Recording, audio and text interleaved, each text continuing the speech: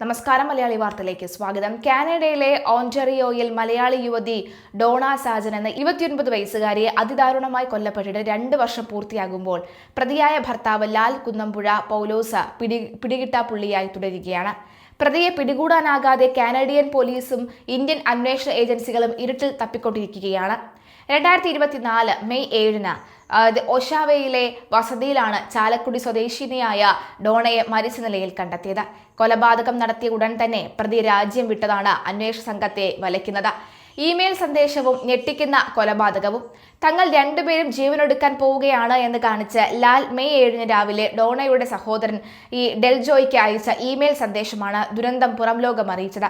പരിഭ്രാന്തനായ ഡെൽജോ ഉടൻ തന്നെ വിവരം കനേഡിയൻ പോലീസിനെ അറിയിച്ചു. പോലീസ് എത്തി പൂട്ടുപൊളിച്ച് അകത്തു കയറുമ്പോഴാണ് ഡോണയുടെ മൃതദേഹം ജീവനറ്റ നിലയിൽ കിടക്കുകയായിരുന്നു. പോസ്റ്റ്മോർട്ടം റിപ്പോർട്ടിലെ വിവരങ്ങൾ പോലീസ് രഹസ്യമായി സൂക്ഷിച്ചിരിക്കുകയാണെങ്കിലും ഇത് ആസൂത്രിതമായ കൊലപാതകമാണെന്ന് കാനഡ ഡൽഹാം റീജിയണൽ പോലീസ് സ്ഥിരീകരിച്ചിട്ടുണ്ട്.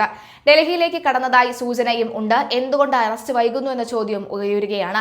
തൃശൂർ ചാലക്കുടി കുട്ടിച്ചിറ സ്വദേശിയായ ലാൽ കെ പൗലോസ് കൊലപാതകം നടന്ന മെയ് 7-ന് തന്നെ കാനഡയിൽ നിന്ന് ഡൽഹിയിലേക്ക് വിമാനം മാർഗം കടന്നതായാണ് കനേഡിയൻ ഏജൻസികളുടെ കണ്ടെത്തൽ. ലാലിനെതിരെ ഫസ്റ്റ് ഡിഗ്രി മർഡർ, ആസൂത്രിത കൊലപാതകം കുറ്റം ചുമത്തി കനേഡിയനുടനീളം അറസ്റ്റ് വാറണ്ടും ലുക്കൌട്ട് നോട്ടീസും നിലവിലുണ്ട്.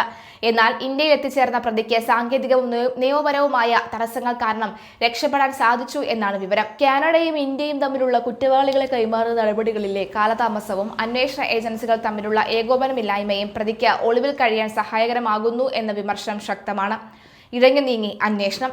സമാനമായ രീതിയിൽ വിദേശത്ത് നടന്ന കൊലപാതക കേസുകളിൽ പ്രതികളെ അതിവേഗം നാട്ടിൽ നിന്ന് പിടികൂടി വിചാരണയ്ക്ക് വിധേയമാക്കിയ ചരിത്രമുള്ളപ്പോഴാണ് ലാലിന്റെ കാര്യത്തിൽ പോലീസ് അന്വേഷണം നിശ്ചലമായി നീങ്ങുന്നത്. ലാൽ ഇപ്പോഴും ഇന്ത്യയിൽ എവിടെയെങ്കിലും വ്യാജ പേരിൽ ഒളിവിൽ കഴിയുകയാണോ അതോ മറ്റേതെങ്കിലും രാജ്യത്തേക്ക് കടന്നോ എന്ന കാര്യത്തിൽ കാനഡ പോലീസിനും വ്യക്തതയില്ല. പ്രതിയെ നിയമത്തിന് മുന്നിൽ കൊണ്ടുവരാൻ ഇന്ത്യൻ ഭരണകൂടവും ആഭ്യന്തര മന്ത്രാലയവും അടിയന്തരമായി ഇടപെടണമെന്ന് ഡോണയുടെ കുടുംബവും കാനഡയിലെ പ്രവാസി മലയാളി സമൂഹവും ആവശ്യപ്പെടുന്നു.